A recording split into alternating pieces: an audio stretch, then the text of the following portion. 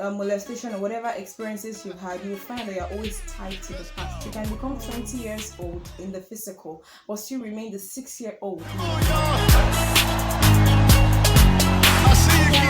Hi everyone. Welcome to Straight Talk. Welcome to Straight Talk. I'm Glory. And I'm Peace. Yeah. Okay, so today we're going to be talking straight. Now, when we say straight talk, it means we're going to be putting things the way they are. Yeah. Whatever topic it is we're discussing, we just want to put it out there raw.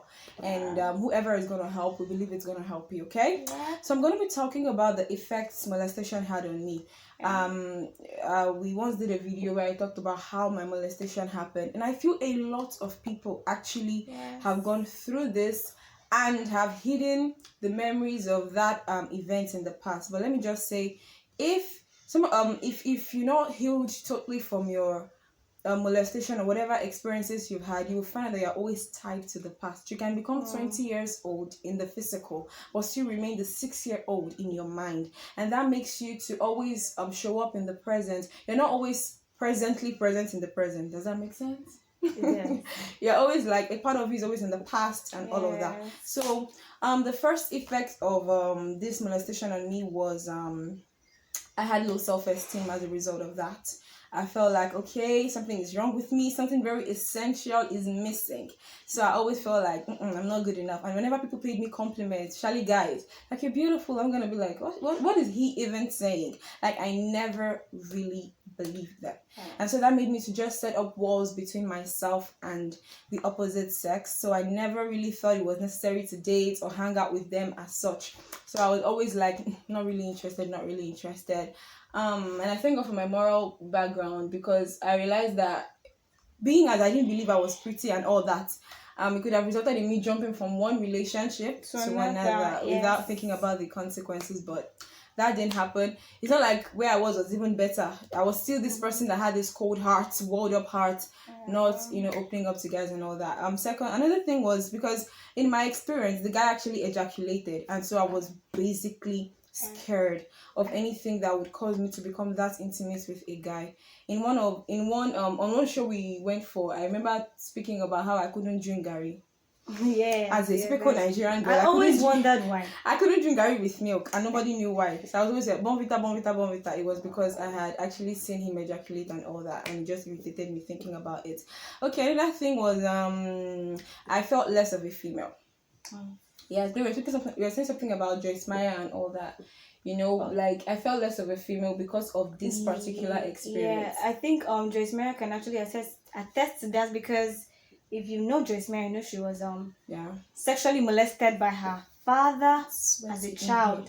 So I think it speaks. She talked about how she married the first person that actually told that he loved her, just because she was looking for this validation. So the first person she saw, she was like, I don't feel anybody's going to love me again. Let me just latch on to this person. And that marriage turned out to be a mistake. Yeah. So thank God that Peace didn't even go to that part. Okay, so it was still as bad as it gets. It was still. Anyway, so I felt less of a female. Like, if I'm not fully female. Remember, this kind of women that will tell you in church, like, remember, God is always very good to virgins. Seriously? If you're not a virgin, when you will see. Those kind of words. And I'm like, okay. No, I'm not. Obviously, I'm not. And I had this friend then who was always saying, I would love to marry, but he was always mentioning, I love to marry a virgin. And then I always feeling like, okay, I'm not. So it made me feel like there was no hope for me. There was nothing for me. Like, I just felt useless. That's how I felt. But now I'm able to actually say, it doesn't matter anymore. Like, and that's one thing that happens in molestation. Sometimes we just blame ourselves instead of actually seeing ourselves as victims. Seriously, and learning that we need healing from it. So now the worst part of it for me is this: I believe hurt people hurt others, or hurting people hurt others. While healed people heal others. And that's the reason why I'm sharing this story. Not just so that I'll come and be this brave girl that shared a story. It's not like it's not fun sharing all of these things. It's not easy to be transparent. Yes. But I'm doing this because I found healing, and I'm trying to share this in order for it to heal some other people. It's really hot in here. Anyway, so that part was me molesting other people. So in my molestation scene, it was this older guy molesting a helpless young girl. So most of my victims were younger children, like not necessarily younger children, but anybody who just looked helpless. Like you looked like someone that would most probably not shout or complain or find a way to help yourself. Then I was always hitting on people like that. But I'm very glad to say that ended in my childhood very early, almost as early as it started. So maybe around 8 thereabout, everything just stopped, and I'm glad I didn't grow up with it, because the guy who molested me was obviously a pedophiliac, and I was going to grow up to become that kind of person. So that's why we need to heal from these things. Some people are out there, they're wondering, oh God, why I'm a beast. Why do I do this? Why do I do that? I never planned to do this, but I always find myself doing that. You have to realize that sometimes it's not just because you want to do it, it's psychology. In a way, because it has happened to you, you tend to replicate it to others. And so you become your own pain. You become your own pain.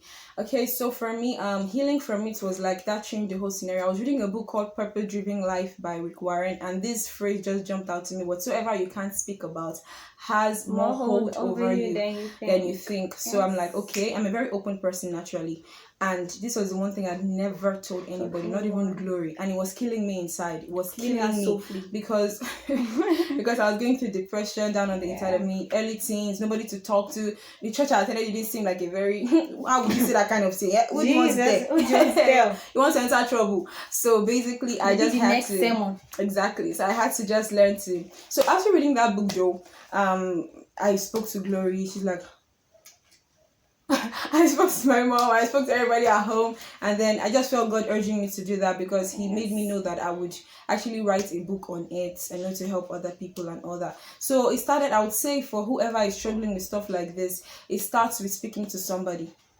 Speak to somebody whom you trust, whom you know can keep this for you, and don't feel ashamed of it. When you speak about it, you're able to identify the problem, and then we can start healing from there. If you have no one to speak to, you can talk to us. We're putting our email in the description below, so you can just reach out to us and we can send you materials to help and all that. And then secondly and most importantly, a relationship with God. The most important. Yes, when you find God, you find yourself. Because before now, I told you I didn't feel like a female. Before now, I always felt like I was a tomboy. And everybody felt like this is peace, not knowing that I was only trying to use that to cover the way that I felt inside. I felt no guy will ever like me, so why not just close up and be like. So that was the thing I was doing basically. But I'm grateful to God that healing actually peeled all of those layers for me and brought me to a place of really understanding who I am, and that's that. So I hope you've learned a thing or two. Yes, I wish we had a lot more time. We would have spoken at length, but that's that for that. Okay, I've really enjoyed shooting this. Remember to like, share, subscribe, and click on the notification button so you can be notified when we post new videos. Yes, remember also to leave a comment and continue the discussion in the comment section below. We love you. Bye, guys. Bye.